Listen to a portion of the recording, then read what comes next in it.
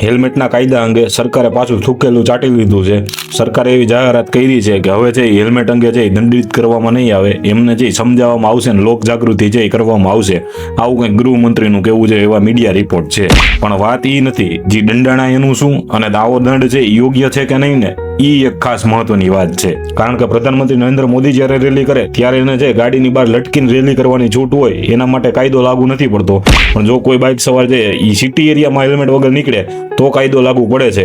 કદાચ હાઈવે ઉપર છે હાલો હેલ્મેટ પહેરીને નીકળવું જોઈએ, એ હું માનું છું. પણ સિટી એરિયામાં છે મારે તો સરકારને એમ કહેવું હતું કે તમને છે જો લોકોની એટલી બધી ચિંતા હોય તો છે ટુ વ્હીલરો માટે છે અલગથી જ લેન ફાળવી દો ને. આ લેનમાં ટુ વ્હીલરો ચાલશે, અથવા તો છે રોડમાં જેમ સાયકલ સવાર માટે અલગથી રસ્તો આપો છો એવી રીતે એક ટુ વ્હીલર માટે જે સ્પેશિયલ રોડ ફાળવી દો.